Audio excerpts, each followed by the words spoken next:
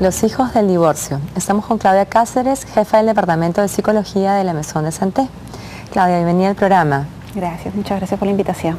Queremos empezar preguntándote, ¿qué pasa con los hijos cuando hay un divorcio en la familia, entre los padres?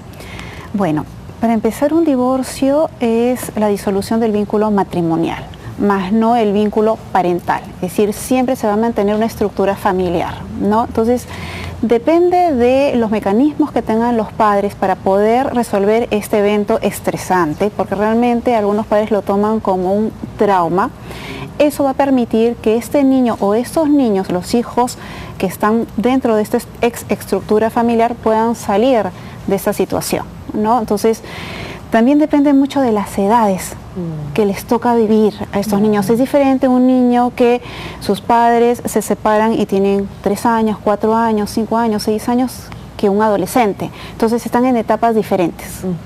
Ahora, pero sea un poquito cual sea el caso, el niño finalmente que vive una separación de sus padres, ¿cómo tiene un poco cuál es la imagen que él tiene de la estructura familiar? ¿Qué pasa en su cabecita? Digamos, ¿es capaz de entender o no? Claro, ahí va a depender un poquito de la edad. Exacto. Pero digamos, es una persona, a veces los papás dicen, esto es un trauma para mi hijo. ¿Necesariamente es un trauma o no? Todo depende de cómo los papás vivan esa separación. ¿Cómo la manejan? Sí, es un trauma cuando los papás se discuten, los hijos, y los hijos vendrían a ser un tipo de trofeo o de un premio. ¿Por qué? Porque cuando no entran en un buen diálogo y no hay una buena comunicación, porque hay divorcios en los cuales se separan de mutuo acuerdo y hay divorcios en los cuales no hay forma de dialogar. Entonces, ahí muchas veces entra la parte legal, entra un abogado antes que un psicólogo y las cosas, en vez de solucionarlas, las complican un poco más. Entonces esos niños sí terminan un poco más dañados que los niños en los cuales los padres se ha comunicado, se ha estructurado y se los ha preparado para esta disolución del vínculo conyugal. Es decirle, la familia se mantiene, pero papá y mamá ya no van a vivir juntos, vamos a vivir en casas diferentes, se les da un soporte, sienten que no están solos, pero si realmente los padres no tienen bien estructuradas las cosas, los niños sí se sienten solos, se sienten abandonados, empiezan a tener somatizaciones, problemas sociales, problemas en el colegio, rendimiento, pueden tener algún tipo de enfermedades. Entonces sí lo van a vivir como un trauma y va a ser mucho más difícil sacarlo de esta situación que un niño cuyos padres sí lo prepararon para esta nueva estructura, ¿no? Claro, pero más allá de que pueda ser una experiencia traumática o no, sí es cierto quizá que para los niños tener a los padres separados o divorciados, digamos, es un golpe a la autoestima, ¿no? Pensaba sobre todo en niños pequeñitos, quienes todavía no están quizá menores de 3 años, ¿no? Quienes no están todavía muy próximos al mundo social o lo social todavía no es tan importante y lo relevante es la familia, digamos, el núcleo familiar, papá y mamá, que de pronto tiene que ver a sus padres separados en proceso de divorcio, ¿no? En ese momento la vida quizás sí es una experiencia, digamos, bastante catastrófica, un golpe muy fuerte. Claro, ahora si definimos bien el autoestima, dentro de las etapas de desarrollo de la autoestima, primero la primera etapa, se puede decir de 0 a 2 años, que realmente se genera a los 18 meses, es la autodefinición. El niño primero se está reconociendo. Después de 2 a 5 o 6 años viene realmente el autorreconocimiento. Y entre 5 y 12 años, que vendría a ser la etapa primaria en el colegio, realmente se está formando el autoestima, que vendría a ser el autoconcepto más lo que las demás personas dicen de mí. Entonces, cuando uno habla de autoestima, se está formando realmente en esta etapa. Entonces, un niño pequeño no va a entenderlo, sí va a percibir que hay un cambio porque es más sensitivo, ¿no? Pero obviamente va a estar un poquito más llorón, no va a querer alimentarse, no va a dormir bien, van a haber algunos cambios, pero hablar netamente de la autoestima recién se está formando en esta etapa, entre los 5 o 6 años y los 12 años. Ahora, que puede traer secuelas, sí, es decir, si no ha resuelto esta etapa, sí va a generar, porque los niños primero van a vivir el divorcio. Hay otros que también lo pueden sentir, es decir, que recepcionan esta situación, pueden dañarle un poco la percepción que ellos tienen de su estructura familiar comparado con otros niños, ¿no? No lo van a manifestar, pero después, en algún momento, sí lo van a manifestar. Con una resignificación, ¿no, Lucía? Porque muchas veces vivimos experiencias tempranamente y después, con las capacidades intelectuales adquiridas, posteriormente las resignificamos, ¿no? ¿Qué piensas? Sí, en verdad yo creo que en verdad el tema de la autoestima sí tiene, digamos, no una base, no una autoimagen como no real, digamos, tan chiquititos, pero sí son experiencias que te van formando, ¿no? Sí. Que te van o enriqueciendo o no. Ahora, el tema es que finalmente suceden los divorcios, ¿no? Sí. Más allá de nuestra toda intención a veces de que no sucedan, suceden mucho más de lo que inclusive de lo que creíamos. ¿Cómo hacemos para que niñitos, inclusive desde tan chiquititos o más grandes, lo pasen lo mejor posible, digamos? ¿Cómo podemos hacer? Has hablado un poco que depende del adulto mucho, de cómo maneje, pero justamente, ¿cómo debe manejar el adulto? ¿Cómo debe tratar de estar bien ante esto? ¿Y cuánto se le debe comunicar? ¿Y de qué forma se le debe comunicar al niño? Mira, dependiendo de la edad, los niños realmente tienen un pensamiento muy simbólico. Entonces, decirle papá y mamá se van a separar, no van a entender ese concepto. Existen muchos cuentos que se les puede decir, ¿no? Por ejemplo, que el papá tortuga, ¿no? Tiene ciertas características, que es el papá de tierra, ¿no? Entonces se le puede explicar que la tortuga de tierra es marrón, que tiene unas patitas diferentes a la mamá de agua, que es la tortuga de agua, ¿no? Que bueno, en un momento determinado la mamá tortuga, que es la mamá de agua, venía a correr las olas y el papá tortuga venía a la orilla, se conocieron, se vieron, se parecían que eran muy atractivos, ¿no? Y decidieron juntarse. Tuvieron sus hijitos, que era un poco papá tortuga de tierra con mamá tortuga de agua, y los niños pasaban realmente tiempo divertidos con papá y tiempos divertidos con mamá. Pero papá y mamá cada vez se iban separando un poco más, ¿no?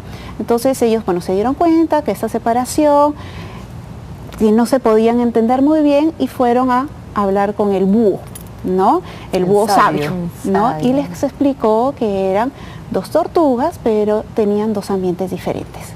Y que ellos tenían la suerte de tener un poco de papá y un poco de mamá, pero papá estaba mucho más contento en la tierra y mamá está muy contenta estando en el agua, ¿no? Y que ellos tenían esa gran suerte, que es un poco lo que va a suceder con ellos. Es decir, tienen mucha suerte de tener un papá y una mamá que los quieren, pero ambos son un poquito diferentes. Entonces se les puede explicar con cuentos. Hay muchos cuentos para los hijos del divorcio. Entonces no explicarles realmente lo que está sucediendo, pero con cuentos, y ellos lo van a poder digerir un poquito más. Claro. Ahora, pero ¿qué pasa en el caso en donde sí han habido muchas peleas? Que claro, obviamente no es lo recomendable, ¿no? Pero que este cuento puede sonarle, ¿no? Como que cuento de hadas frente a una realidad que en verdad, por ejemplo, han habido peleas, discusiones muy fuertes. ¿No? En esos casos que quizás se nos salió de las manos, no lo pudimos controlar, es importante hablar sobre lo que ha sucedido, poner palabras a ese malestar que puede haber sentido el chico al escuchar esas cosas. Sí, sí. Acá hay que dejar que el niño manifieste, dejarlo que él hable, que él exprese todo lo que él ha vivido.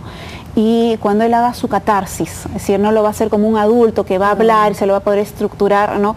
Los padres tienen que entender, ahí viene un poco la inteligencia emocional, es decir, la madurez de los padres de no castigarlos, es decir, que entiendan que él está expresando con su cuerpo, está expresando con sus conductas un malestar que él ha vivido con una situación estresante y la está proyectando hacia un mundo social. Definitivamente sí, es decir, lo va a vivir, como dicen, no hay un remedio para esas heridas del alma, porque es una herida del alma que va a tener este niño, pero como que hay que ayudarlo un poco, quizás si los padres no lo pueden hacer, con un profesional que los pueda estar dando un soporte emocional, ¿no?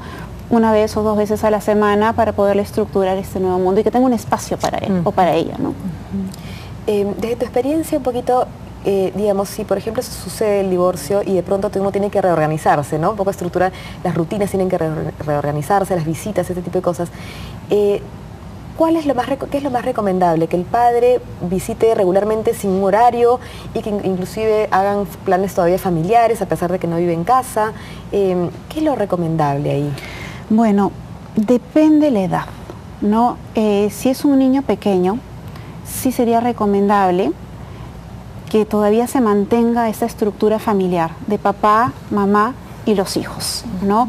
Ahora, vuelvo a repetir, depende de la madurez de los padres, sí, ¿no? Para poder manejar eso. Sí, porque lo ideal sí sería por el niño que esté esta estructura y que realmente se quede bien en su cabecita lo que es una estructura familiar, porque tampoco lo podemos dañar, es decir, si bien fue bueno, se dice que la primera pareja que nosotros hemos tenido es la pareja de nuestros padres. Entonces, si ya nos está dañando esta primera relación de pareja, este niño en un futuro va a tener muchas dificultades para estructurar una buena relación de pareja. Entonces, lo que hay que generar es que tenga una buena imagen de una estructura familiar para que él después pueda repetir esta estructura familiar en un futuro, ¿no? Entonces, sí es bueno que salgan de paseo y cuando él vaya creciendo decirle, ok, es decir, tenemos ciertas diferencias, nosotros estamos separados, estamos divorciados, pero seguimos siendo una familia, entonces papá sigue yendo a los eventos del colegio con mamá, ¿no? Los va a ver juntos, pero no va a haber ninguna demostración afectiva, por así decirlo, ¿no? Entonces, es decir, tengo mi papá, tengo mi mamá, me quieren, hay un gran soporte y poco a poco él va a procesar realmente que papá y mamá no están juntos. Hay que considerar que también los niños todavía les cuesta entender que papá y mamá estén separados hasta los 12 años, ¿no? Porque ellos tienen un pensamiento simbólico y a veces piensan, ¿qué hice yo de malo para que papá y mamá se hayan separado? Estoy haciendo todo lo que yo puedo hacer, me estoy sacando buenas notas, me estoy portando bien, estoy haciendo todo para que papá y mamá estén contentos y no están contentos, ¿no? Entonces, sí es bueno que estén, pero que no haya ningún tipo de demostración de afecto, como gordita, amorcita, ¿no? Es decir, las cosas las tengan bien claras. Que quede claro, con explicaciones, pero que se mantenga sobre todo ese respeto, la buena comunicación y el buen ambiente cuando están todos juntos. Creo que eso es bien importante, ¿no? Porque también le van a enseñar al niño esta capacidad de resolver conflictos, ¿no? Entonces es como que, bueno, papá y mamá no están juntos, ya no hay una atracción, pero de igual manera han resuelto llevarse bien como padres. Sí, es importantísimo. Bueno, está clarísimo, creo, ¿no? Porque es inevitable, pero hay que tratar de manejarlo siempre de la mejor manera posible. Como personas maduras. Ahí está. Muchísimas gracias por estar acá. Gracias. Ahora vamos a ver un pediatip.